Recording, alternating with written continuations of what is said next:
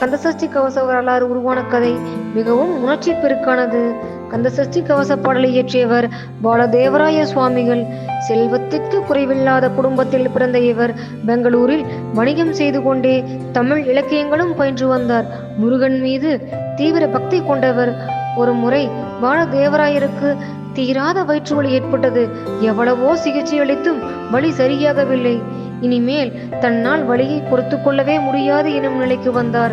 இதனால் திருச்செந்தூர் கடலில் விழுந்து தற்கொலை செய்து கொள்ளலாம் என்று முடிவுக்கு வந்தார்.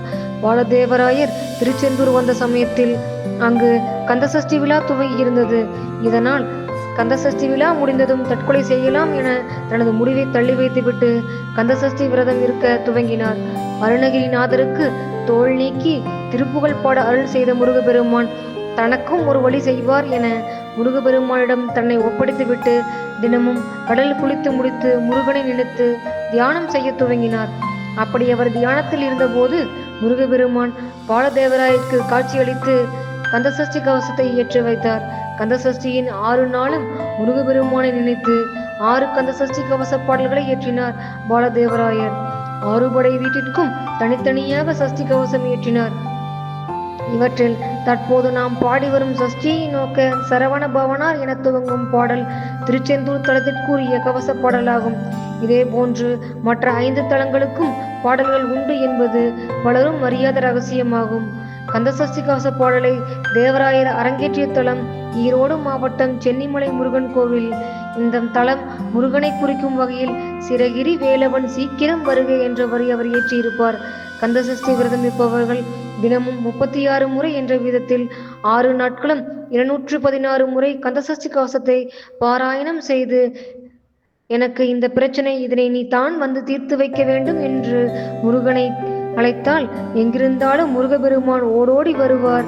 அப்படி முருகனையே இழுத்து வரும் சக்தி படைத்தது கந்தசஷ்டி கவச வரிகள். முருகப்பெருமானுக்கு நோங்களும் 6, முருகனின் படை வீடுகளும் 6, முருகனை வளர்த்த கார்த்திகை பெண்களும் 6 பேர், சரவணபவா என்ற முருகப்பெருமானின் திருமந்திரமும் 6 எழுத்து. ஒரு மனிதனுக்கு ஜாதகத்தின் 6ஆம் இடம் பொதுவாக விரோதம், கடன், ரோகம், சத்ரு போன்றவையை குறிக்கும். இந்த தோஷங்கள் அனைத்தையும் போக்கும் வல்லமை கொண்டவரும் முருகப்பெருமான் தான்.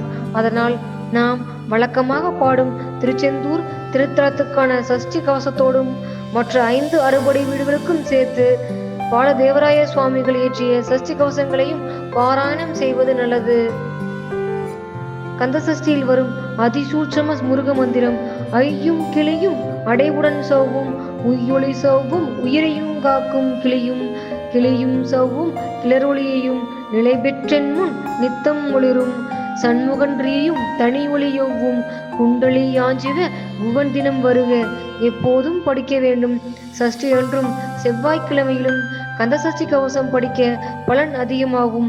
வம்ச விருத்தி, காரிய வெற்றிக்கு சஷ்டியன்று காலையிலும், நோய் நிவர்த்த, கிரகதோஷ நிவர்த்திக்கு செவ்வாய்க்கிழமை மாலையிலும் படிக்க விரைவில் பலன் கிடைக்கும்.